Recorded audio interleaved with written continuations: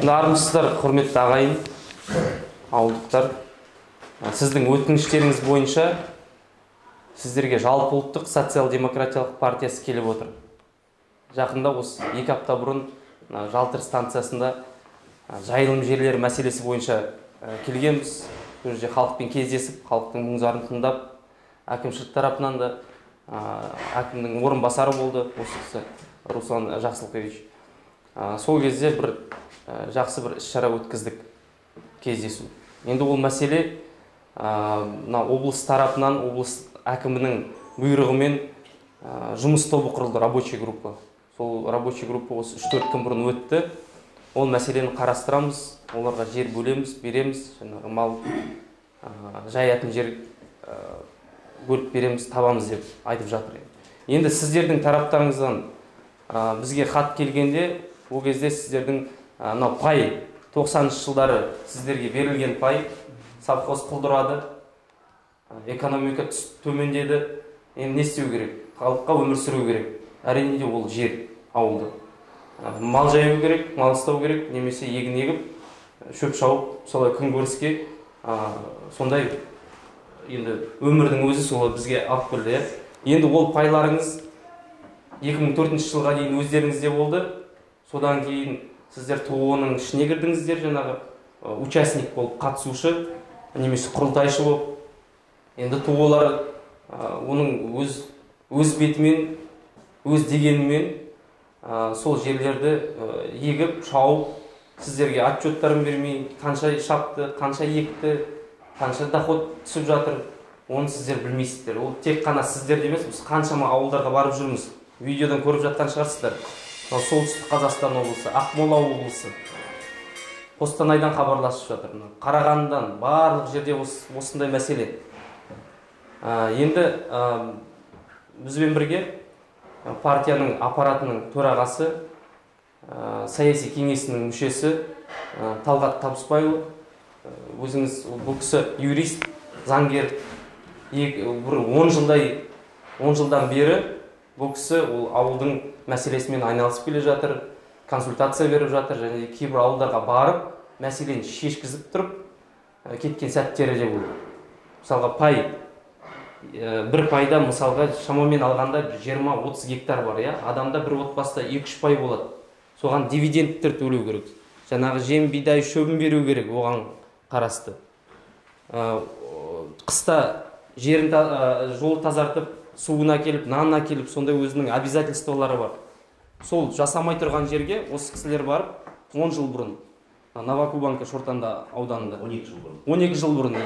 Сол жерде мәселені бір аптада шешіп, халық тату-татты өмір сүріп, дивидендтері төлейді, жем шөбі беріледі, жол тазартылады. Қазір ол кезде 100 мыңға сата алмаған үйлерін қазір 3 миллионға сатып жатыр. Осы жердің негізгі иелер сіздер. Мемлекет кезінде дұрыс қадам жасады, елді біз жерсіз қалдырмайық, бұларды да үлесі болсын деп беруін берді. Бірақ та орта жолда алаяқтар кірісті, оның жерін бәрін тартып алды, сіздерді дольщик қылдырып қойды. Сіздер сол жаңағы ТО-ның серіктесінің жай мүшесі болып қалдыңыздар. Бірақ та соның өзінде сіздерде құқықтарыңыз көп. Жылында жаңа Мақсұт айтып өтті, олар сіздерге есеп тапсырып отыру керек. Онда есеп берген жоқ. Сіздерді беріп отқан шағымдарыңызды сөйтіп жазғансыздар. Есеп бермейді, не арыз жазып шығайын десе шығармайды. Сондықтан сіз болып, біз болып, билік болып, бәріміз бұның бәрін қолға алуымыз керек, көрсетуіміз керек. Нақты кім осы жерде жердің иесі екен. Сіздер жердің иесі. Біз сіздердің статустарыңызды кенен көтермекшіміз, қазірден бастап оны айтып жатырмыз. Неге десеңіздер, жаңағы заңгер ретінде қараған кезде көп заңдар несовершенство законодательства деймін ғой. Піспеген. Солардың барлығын біз дұрыстауымыз керек. Сіз болып, біз болып. Сіздерден не керек бізге? Сіздерден өздеріңіздің статустарыңызды білуің керексіздер. Сол керек.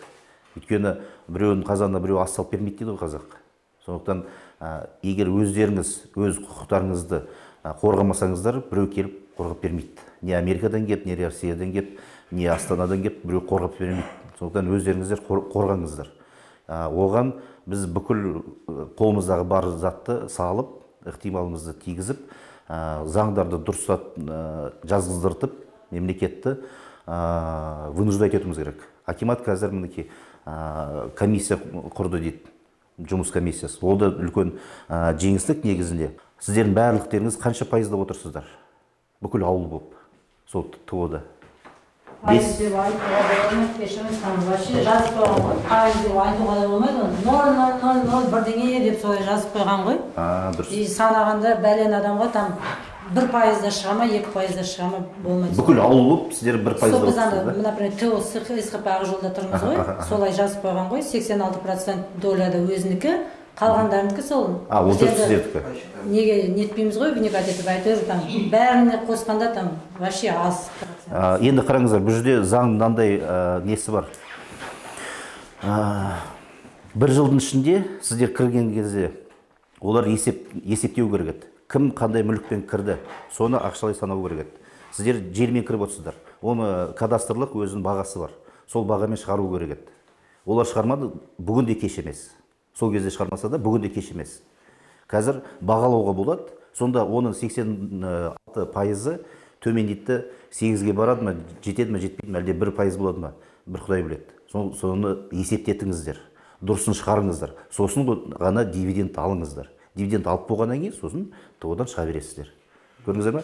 Оны былай аударып тастауға болады. Неге сіздердің мысалы үшін жерлеріңізді банкқа салған кезде миллиардтаған сума болып шығады, ал сіздерге өздеріңізге есептеп берген кезде 0,001% болып шығады. Көрдіңіздер ме? Осы моментті ол заңды түрде істелінетін зат. Оны перерасчет жасату керек.